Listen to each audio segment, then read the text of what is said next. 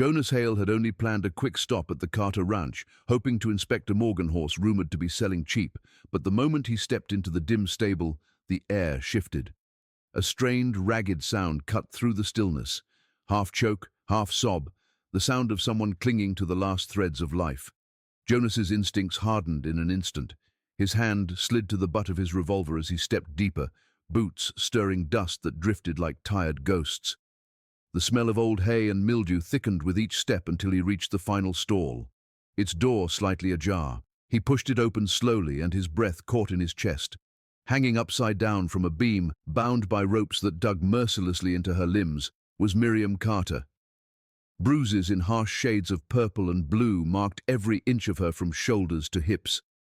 Her hands were swollen, her skin scraped raw by rope, and her trembling body hinted at horrors inflicted long before this moment. Jonas felt a cold, furious calm move through him, a steadiness he had known only in moments of danger, but never with this kind of heartbreak behind it. Miriam's breathing came in quick, shallow bursts, each one a battle. Her legs spasmed weakly, and her bound form shook as though her body could no longer decide whether to fight or surrender. Jonas worked quickly, slicing the ropes while keeping one arm steady beneath her. The moment the last rope fell loose, she collapsed into him with a broken gasp, folding against his chest like a person who had spent months suspended between agony and death. Her fingers clutched his shirt desperately, her voice shaking apart as she whispered that she had been beaten, restrained, tormented, and left unable to stand without pain. Jonas didn't interrupt her. He simply held her tighter, anchoring her trembling body with all the gentleness he could muster. When he lifted her in his arms, she felt impossibly light. Not the lightness of health, but the hollowed-out weight of someone drained of strength, hope, and safety. Outside, the evening sun struck her bruises, revealing deeper shadows of suffering. Jonas wrapped her in his coat, shielding her from the fading light and from the world that had failed her. Jonas had barely placed his foot in the stirrup when a voice bellowed across the yard, thick with whiskey and rage. Travis Carter stormed out from the porch like a wild creature unhinged. Sweat plastered his hair to his skull, and his eyes burned with the fevered fury of a man who believed cruelty was a birthright. "Bring my wife back here," he roared, pointing a shaking finger at Jonas. "She belongs to me." Jonas turned his horse slowly, meeting Travis's mania with a stillness sharp enough to cut. He did not shout back. He simply replied in a voice low and unwavering, "Not today, and never again." Travis lunged, grabbing the reins in a frantic attempt to drag Miriam off the saddle. Her cry tore through the air, raw and terrified. Jonas moved without hesitation. He struck hard and fast, sending Travis crashing to the ground. The two men clashed in a storm of fists and dust, Travis fighting like a drunken wolf, and Jonas like a man who had already made a vow. Each punch echoed with the weight of everything Miriam had endured. Jonas finally pinned Travis to the earth, speaking through clenched teeth. "If you come near her again, I swear you won't live long enough to regret it." Travis snarled but could no longer rise. Jonas lifted Miriam again, placing her gently onto the horse. She clung to him, sobbing into his shoulder as though every tear carried months of pain finally allowed to escape. He whispered reassurance to her, steady as the prairie wind, and rode away from the ranch under a sky painted in streaks of dark red. But the distance had not yet broken Travis's madness. Moments later, the sound of dragging footsteps rose behind them. Jonas turned to see Travis stumbling after them, bleeding, gasping, yet still screaming that Miriam was his possession. Jonas knew the truth with absolute clarity. This had to end now, or Miriam would never truly be free. He lowered her beneath a tree's shade and told her she was safe. Then he walked into the center of the road to face the man who had nearly destroyed her. Travis charged, fueled by rage and liquor, but Jonas met him with unyielding resolve. The fight was brutal and short. Jonas forced him to the dirt one final time and delivered words heavy as iron. "Miriam is not property. She is not yours, and you will leave her be, or you will not see another sunrise." Travis lay defeated, glaring but powerless. Jonas returned to Miriam and lifted her onto the horse once more. Her voice trembled. "Jonas, I'm scared." His answer came softly, but it carried the strength she had needed for months. "You're safe now. I'll make sure of it." Ridgefall was a small, quiet town, but as Jonas rode in carrying Miriam, her body wrapped in his oversized coat, her head resting weakly against his shoulder, every passerby felt the weight of what they were seeing. Jonas pushed open the sheriff's office door without knocking. Sheriff Nolan Graves looked up from his desk, and the sight of Miriam made his weathered face harden like stone left in the sun too long. He didn't ask what happened. The bruises, rope burns, and exhaustion carved into her frame told the story before words could. "Sit her down," he ordered, voice trembling with controlled fury.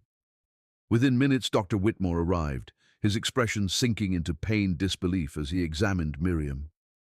He murmured that her injuries were not the result of sudden rage, but months of systematic cruelty.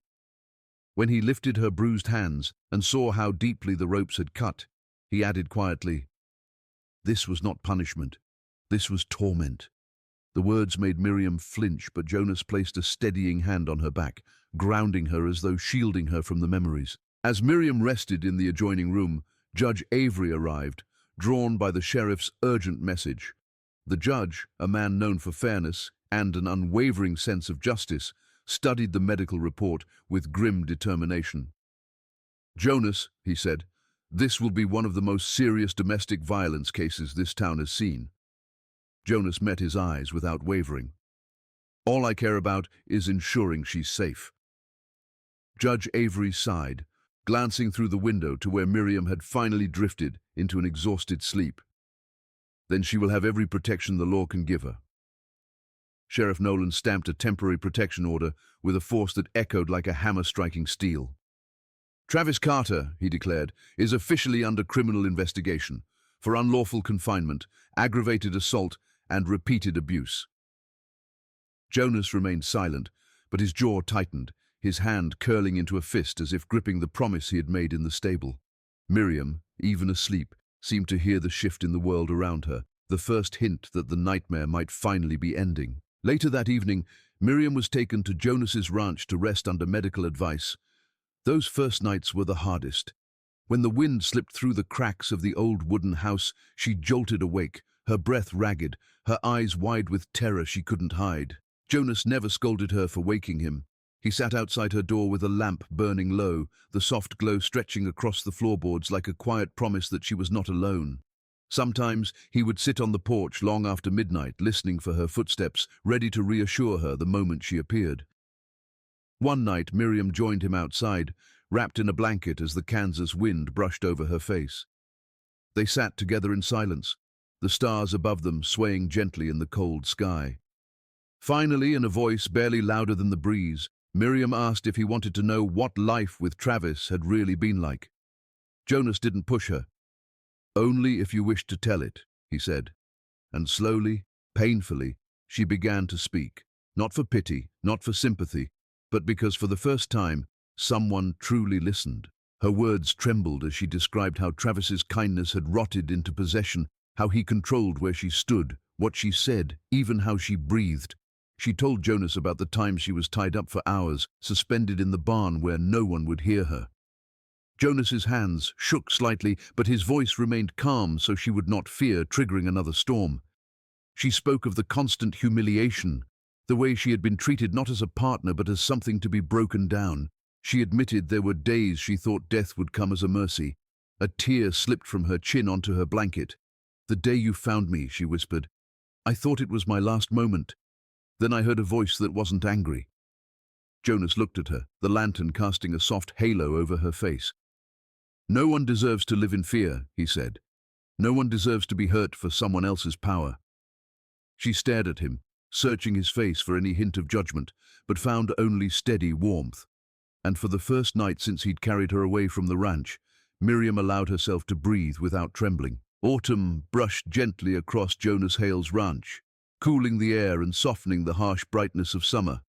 For Miriam, the season felt like the first true breath she had taken in years. She woke each morning to quiet. No slamming doors, no barked orders, no footsteps pacing outside her bedroom like a predator circling prey. She stepped onto the porch one early morning and watched Jonas splitting wood, the rhythmic thud of the axe grounding her in a world that no longer spun with fear. When he looked up and asked how she felt, she answered honestly, "Better." More myself." He nodded, his expression easing with that subtle warmth that had steadied her since the day he carried her away from the Carter ranch. The homestead wasn't perfect, patched fences, worn floors, and fields that needed tending, but to Miriam, it was the first place where the walls didn't echo with cruelty. She asked if she could help with chores, but Jonas insisted she rest. Still, she swept the porch, folded blankets, and washed dishes with hands that shook less each day.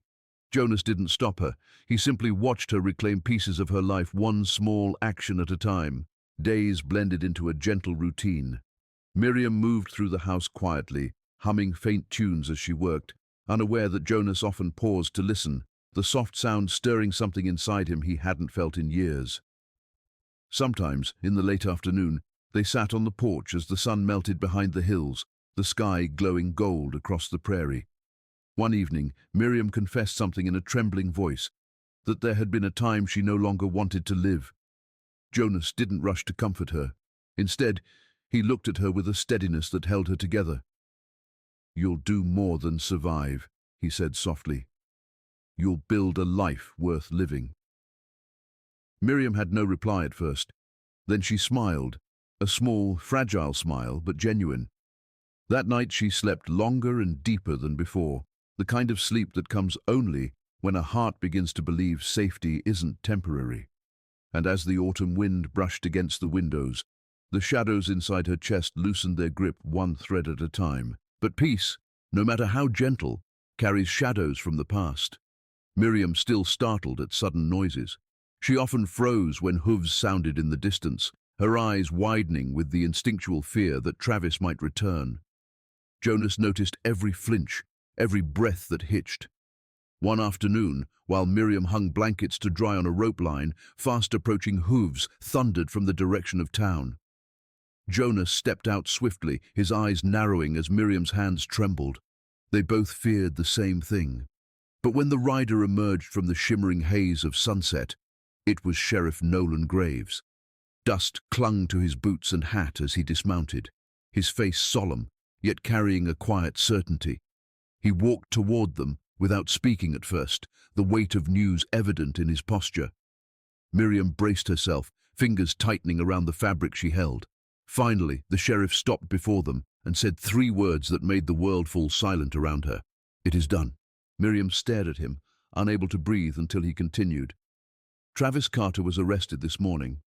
The sheriff held out a paper stamped with the red seal of the court, a symbol of justice she never expected to receive.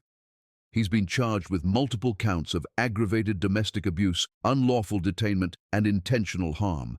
He has no right to bail." Miriam's hand flew to her mouth as tears began to spill, not from pain, but from release, pure, overwhelming release. Sheriff Nolan looked her in the eyes, his voice gentler than she had ever heard it. "Your testimony and the doctor's report made it undeniable. He won't lay a hand on you again." Jonas stood beside her, resting a comforting hand on her shoulder. "You hear that?" he said softly. "It's over." And for the first time since Jonas found her in that dark stable, Miriam let herself cry without shame. The sheriff mounted his horse again, but paused before leaving. "Live well," he said. "You both deserve that." As his silhouette faded into the horizon, the last shadow of fear dissolved from Miriam's heart. The monster who hunted her was gone, and the world felt wide enough for hope to grow. In the peaceful weeks after Travis Carter's arrest, the ranch took on a quiet rhythm that Miriam had never known in all her years of hardship. Each day felt like a small step into a life she never imagined she'd be allowed to have. She no longer jolted awake at the slightest noise. She no longer scanned doorways waiting for anger to appear. Instead, she found herself learning the simple joy of being alive. Morning sunlight through the kitchen window felt like a blessing. The sound of water boiling for coffee became a melody instead of a warning. Jonas, hammer in hand, worked on repairing the fence, while Miriam brought him water with a soft smile making its way into her cheeks again. He accepted the cup each time with a nod, but his eyes always lingered a moment longer than they used to, as though he were memorizing the sight of her standing strong beneath the open sky. What Miriam felt in those quiet moments was something she hadn't felt since childhood, a sense of belonging, like the ranch itself was slowly stitching her spirit back together. One afternoon, as a cool breeze swept across the fields, Miriam stood beside Jonas, watching him secure the last board in place. Her heart beat with a strange mix of fear and courage. She took a steadying breath and said the words she had been carrying for days. "Jonas, I want to stay here, with you. Not because I'm scared, but because I want to start over." He froze, turning slowly toward her. For a long moment, he simply looked at her, not with surprise, but with a depth that came from a place beyond gratitude or admiration. A quiet recognition of something that had been growing between them since the night he cut her down from that beam. He set his hammer aside and stepped closer. "Miriam," he said, voice low, warm, and completely certain. "The day I carried you out of that stable, I knew this place wasn't just mine anymore." Her breath trembled as tears filled her eyes, not of sadness, but the overwhelming relief of being wanted without conditions. "Then, you'll let me stay," she whispered. Jonas nodded. "Stay, Miriam, as long as you wish." That evening, they planted the first seeds of their shared future. Jonas turned the soil with steady hands while Miriam knelt beside him, her fingers sinking into the earth like she was touching hope itself. They planted corn and scattered a handful of wildflower seeds in front of the porch. The dirt clung to her palms, but she didn't wipe it away. Instead, she let the soil rest there, breathing in the scent of the land that had become her refuge. The wind moved gently through the fence boards, carrying the earthy fragrance across the yard like a benediction. As the last light of day washed the fields in gold, Miriam sat back on her heels and looked at Jonas. For the first time, she didn't feel like a woman broken by cruelty. She felt like someone beginning again. Jonas brushed a strand of hair from her face, the gesture so tender that her heart tightened with gratitude. And as the sky shifted into shades of deep orange and violet, they both realized that these small seeds, simple, fragile, ordinary, were the beginning of a life they would build side by side. In the months that followed, Miriam learned something she had once believed impossible. Love does not need grand speeches or sweeping gestures to heal a wounded soul. It simply needs patience, steady, quiet, unwavering. Jonas never tried to erase her past or pretend the scars didn't matter. Instead, he stood beside her each time fear tried to creep back in, offering nothing more and nothing less than presence. She discovered peace in his silence, strength in his steadiness, and comfort in the way he never rushed her. Slowly, her heart learned to beat freely again. The nightmares faded, the shadows loosened, and in their place grew the fragile beginnings of joy. One evening, as they sat on the porch listening to crickets hum beneath the starlit sky, Miriam rested her head on his shoulder. "Jonas," she whispered, "thank you for giving me my life back." He answered softly, "You gave it back to yourself. I just stood beside you while you found it." And in that quiet moment, beneath the wide Kansas heavens, Miriam understood that she had not simply found safety. She had found a home, a partner, and a future carved from kindness and courage.